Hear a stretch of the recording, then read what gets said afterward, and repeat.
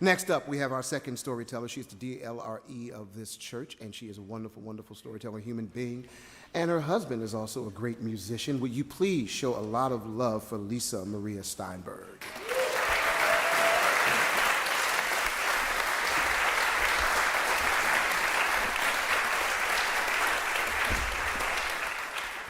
Good evening.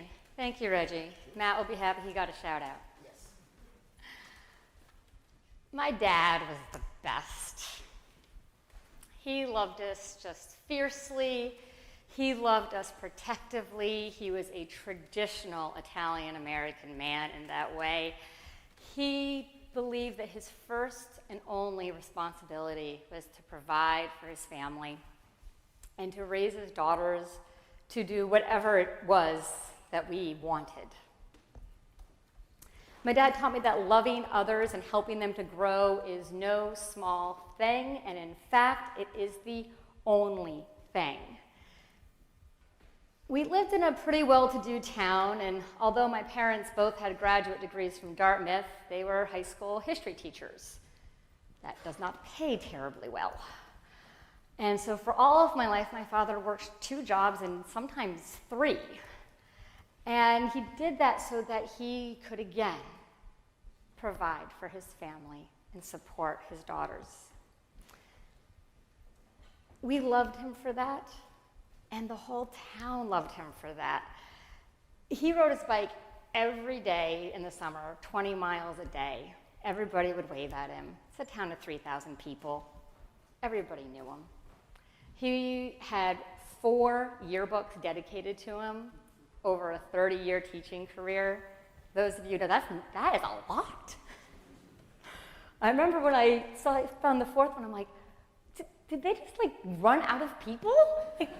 But no, they loved him so much. And he owned business in town, he was a realtor, and he was known for just being ethical and kind and caring about everybody. And he did all of those things, and he umpired my softball games, he went to every single one of my piano recitals. When I started gigging in junior high, he was delighted because he got to be my roadie. Because at 5'8" and 135 pounds, he was really only suited to be a roadie for a 13-year-old who weighed 85 pounds. So these were things that just brought him joy. The Red Sox also brought him joy. You can't really tell because it's just a brick wall, but that's us out at Yawkey Way having sausages before a game.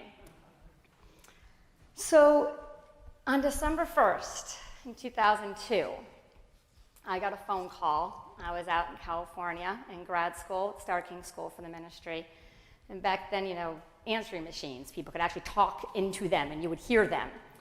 And my mom yelling into the phone for me to wake up, "You have to come home." Despite being perfectly healthy, my father had a pulmonary embolism, out of nowhere. And that was that. He was 57 years old. It was 5 days after my 23rd birthday.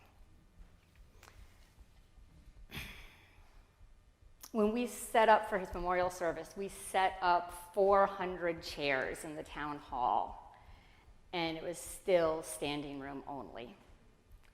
Everybody loved him so much. He was selfless, he sacrificed, and that's the man that I knew.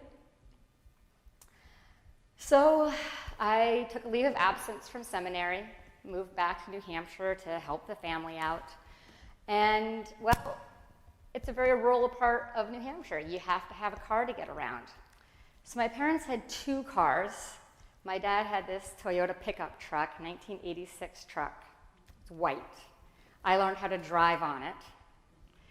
And the truck was a stick shift. So he thought, if you learn how to drive on this truck, you can drive anything. And he's right, I can drive anything. But a year after I learned how to drive on that truck, he had the bench seat reupholstered. And he came home, he's like, "Oh, I'm so sorry. Guys, they did this weird thing when they reupholstered it, and you can't move the seat. You just can't. It's bolted, the welding, so I'm really, really sorry, but you can't drive the truck anymore." So I was like, okay, all right, whatever, I'll drive my Jetta. But, I sold the Jetta before I went to grad school. So here I am, back in New Hampshire, and my mom's got her car, and my dad's truck, I can't drive. Everybody knows this. My dad's business partner, Mr. Kniff, knows this. I call him Mr. Kniff because he was my band director. He's always going to be Mr. Kniff. He's told me to call him Bob like half a dozen times. I'm not doing it. But Mr. Kniff knew about this. My dad's best friend knew about this. Everybody knew. Unless you're 5'8", you cannot safely drive this truck because you cannot move this seat. Well, I'm the tallest woman in my family at 5'5", so that puts all of us out of the running. Well, I borrowed a car from a neighbor for a little while, but after a couple months, we realized that I was going to be taking more of a leave of absence because instead of the priority being me going to grad school, my family needed me in New Hampshire. So I had been working, but didn't have enough money yet to get a vehicle. So Mr. Kniff says, okay, I'm going to come out, I'm going to take a look at it, bring my tools. So we just didn't really know what he was going to do because remember, like welded bolts, like how? Mr. Kniff comes out, he's got his tools, comes, opens it up, it's just him and me in the driveway, and he reaches down.